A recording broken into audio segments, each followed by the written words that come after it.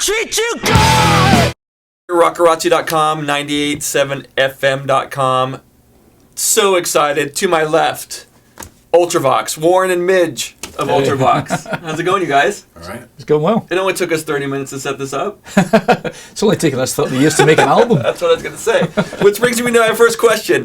Why the hell do we have to wait so long for new Ultravox material? Oh, well, we kind of went our separate ways a long time ago. And we've spent the last 25, 26 years doing a variety of different things, following, solo careers and film music and lots of different bits and pieces. And it was suggested by a kind of mutual friend, an ex-manager of ours, that 2 years ago, it was 30 years since we'd written Vienna. Right. It was and we thought, well, as we're all still alive, wouldn't it be great to go out and play those things again? So we did. We went out and did the tour, and during the tour we were approached by a record company who asked if we'd like to make an album, and we subsequently said no, and then figured out a way of doing it, because historically it used to be us in a big room full of all the equipment, all the synthesizers and drum machines and guitars and stuff, for 6 months, throwing ideas around, and we just couldn't face the idea of doing that. So we figured a different way of doing it, and hence we're here finishing it off. Well, tell me about what is the different way of doing it. I mean, I know 30 years ago, everything was different. People made records so much different 30 years ago. But tell me a little bit about the process now versus what it was like during the Vienna days.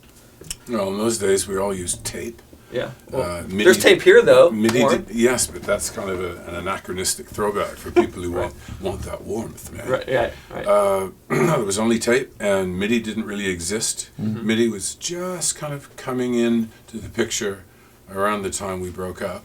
Okay. So, it's very different. A lot of the technology isn't necessarily that steep of a learning curve per se. It's just trying to figure out the language, because one company, whatever job you're trying to do, everybody describes it differently. It's the same job. Right. So it took a little while to figure that out, but yeah, we're doing good. So a lot of the stuff that we did. Oh, sorry, now put this on silent. All right. So I thought it was John Fox. A lot of the stuff that we were doing this time round, we decided that, I've got a house in Montreal. Okay. And we thought it would be a great place to go and kind of base ourselves for a couple of weeks, because what we didn't want to do was commit to putting an album out in case it was rubbish, in case it was dreadful, because we hadn't been together for 20 odd years, so we could have been completely and utterly incompatible. But so we went to this house, and we basically built 3 or 4 studios, laptop studios, peppered round the house, so that there's a funny little work environment going. We could all be together around the main computer throwing ideas. Once we had a thumbnail sketch of something, everyone took a copy. I could go and do vocals in one of the rooms. Chris could go and play some bass in the other room. And then we brought it all back together. So after doing a few runs of this whole Canadian thing, we came back to the UK and thought we needed someone to help kind of glue it all together. Although we're all capable producers in our own right, sometimes it's easier to have an outside party, just to smooth over the rough edges, so that we don't end up strangling each other. Yeah, it's good to have a referee. A referee, absolutely. And Stephen Lipson, who's just won a couple of Grammys for the last Jeff Beck album, was very, very keen to work with us, and that's what we've been doing. We end up mixing at his place and coming out here to do the drums, because Warren lives here. Right. But is the genesis of songwriting for you guys still essentially the same, where you're either coming on an acoustic guitar or writing something on the piano? I mean, a great song is still a great song, no matter if it's 30 years ago or it is today. Is the writing process changed at all since the technology's changed for you guys? I think the writing process has changed, simply because each one of us has if you have a laptop, you have a studio, and it's just the knowledge to be able to use that tool to make it do what you want it to do. So these days it's slightly different, whereas before we'd all stand and look at each other in this big horrible environment, this big rehearsal space, and see who kind of came up with whatever idea and jam ideas out. These days it's a lot easier to bring something in and go, well, here's something I've got, here's an idea, but the idea can be a very linear idea, almost complete, then everyone throws their bit in. So it's a different way of working. Plus the fact that, you know, we've just done some drums this afternoon on a track. I'm flying back to the UK tomorrow. The drums will be in a server in London, waiting to be mixed next week, before I even get on the plane. You know, that kind of technology is phenomenal, as long as you don't let it kind of bog you down. You don't have to use that. But we've been embracing that that instantaneous element that music has now because of the internet, because of the way you can share files, the way you can throw things at each other. So it's just something that we've done. I mean, even live, we all use laptops on stage for sound sources. It's more convenient. It's more reliable. Back in the day, we were always wondering if we'd get through a show without half a dozen things breaking. And they were all bespoke pieces of equipment. It's not like if anything went wrong, oh, send someone out and get another one. They were the only ones that existed. Which meant you had to have two of everything. Plus a full-time guru to look after them. Now, I cut my equipment down from a 6-foot rack of mixers and effects units and half a dozen different drum machines and amps. And, you know, the crew called it the Iron Lung. They hated it. I'm sure. Well, that's just a laptop now. You know, I can do everything I need to do. So the convenience and the reliability is great. Have you gone, is there any equipment that you used 30 years ago that you're using on this new record? Yeah, but not per se. Usually it's a software version of it. Well, we have used Billy, the keyboard player, Billy Curry, as a very unique, very distinctive solo synth sound. And that was done on an ARP Odyssey, which was old then. So that's still operational, weirdly enough. It's a kind of antique. It's a 40-year-old synthesizer. So that's a trademark sound that's gone all the way through all the Ultravox stuff. So some of your guitars? And maybe some of the guitars. Yes, possibly, no, in fact, definitely. I've used some of the guitars. But the synthesizers, everyone keeps saying, all the new dance guys all say, oh, God, you must have some fantastic old equipment.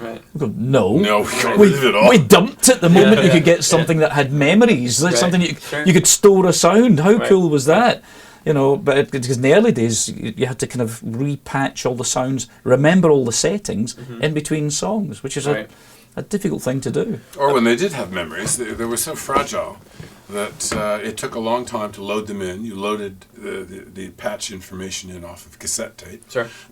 And what would inevitably happen is that the house electrician for that venue would have one of the crew down there, and he would say, all right, here's where the master power box is. You turn everything in the building off by doing this. And he'd go, no! Clunk. Well, you'd get a huge spike going through the building. Everything would get fried. You'd have to reload everything from scratch again. Yeah, it was temperamental stuff.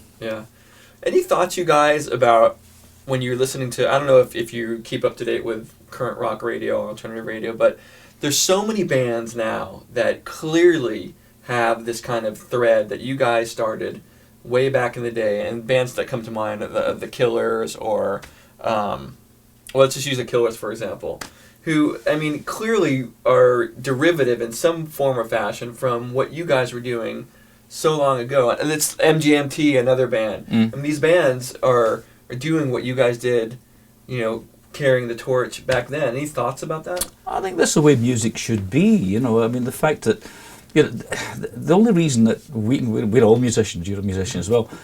The reason we're musicians is that we're influenced by someone. You know, you've been introduced to a type of music by someone else when you're a kid. So that influence it should be passed on and passed down. And I think it's actually quite nice that bands, you know, tip the hat towards what, you know, Ultravox have done in the past, because we took you know, a technology, old rock and roll instrumentation, guitars, bass and drums, you know, and stuck it with, you know, viola, violin, synthesizers, drum machines, you know, high-tech technology, and merged this thing and made a sound that nobody had kind of made before. So to see that being passed down, I'd be very worried, I think, if it wasn't passed down, because the early 80s was such an important era in music. You know, the technological changes that happened then, the songwriting quality of a lot of the artists coming out of mainly the UK, I think, at that time, because it was, you know, when we came over here at first, we used to tour, and the radios would just, all you'd hear was Led Zeppelin, you know, you'd hear Stairway to Heaven or Styx or Boston or Foreigner, you know, while all that stuff was still, that corporate rock thing was still going on in America. Out of Europe, you were getting, you know, Japan and Depeche Mode and, you know, Ultravox and Visage and a whole pile of things all coming out. Yeah. So it was a very cutting edge time. So I'm really pleased to see that, you know, that you can hear little influences, little elements of what you've done coming out of other people's music. Who was the most resistant to this happening again? Anybody? Did you have to battle anybody with this? No, we all thought it was a good idea. It was the right time. We all realized snowballs do melt in hell. Yeah. Yeah. Well, you know, there was no reason not to. I think, you know, it's like I've been in a band, as you well know, it's like a marriage, except it's between 4 or 5 people, and that's really weird. Yeah. So the emotions and the highs and lows and the fallouts and all of that stuff, it's magnified, you know, 1,000,000 times, because you get there's so many different ways it all goes. So the idea that all this water goes under the bridge and all this, you know, 25 years of being apart and all kind of blaming each other for 1,000,000 other things, you know, for all the things that ever went wrong in your life. It was them, it was him, it was that, it was, you know. And it all disappeared the moment we walked into a rehearsal room, and we hadn't seen each other we hadn't spoken for 25 years. Well, it's like going out for newspaper and everyone coming back 25 years later. Yeah. You hadn't spoken for 25 years. Yeah. No, it's really odd. Not a phone call, not an email. No, we're trying to make up for it now. Yeah. That's amazing. That's amazing. The stretch of time when we were making records for Chrysalis, we were so stressed because it was from when the band was formed in '74, at least. The workload is, the more successful you get, the workload and the stress just gets higher and higher. You never think, oh well, you know, I could kind of lay back and relax now. Musicians are infamous for being insecure. They hate to say no to anything because they remember when they didn't have a gig, nobody wanted to know. So yes, I'll play that gig, yes, I'll make that album, yes, I'll do that tour, regardless of how exhausted or stressed out I am. You know, I don't want to sound whingy, oh, the pressure of being successful, but it's a lot of stress. So we got to the point where a simple, oh, let's have a month off in the sun wasn't going to do it. Do you think in retrospect a band psychologist, a la what Metallica brought in and you know they documented, you think that would have helped you guys back then if somebody came in and moderated that? No, not at all, because we wouldn't have listened to them either. No. We didn't listen to anybody. You know, wouldn't have listened to them. And there's good and bad about that. You know, Ultravox were notorious for. You know, we directed our own videos. We worked hand in hand with the people doing the graphics. We designed our own stage sets. We did all of that stuff.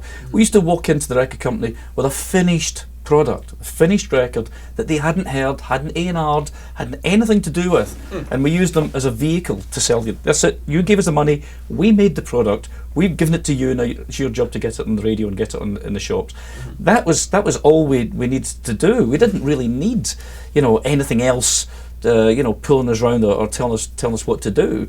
So no, I mean, right now, weirdly enough, we have got a psychologist in the band. Our bass player has been a psychologist for the last 25 years. Fantastic. It's a very handy thing to have. Sure. Yeah, I'm sure. I have to say, you know, having someone who can just kind of level it all out when things get a little heated and go, hold on a second.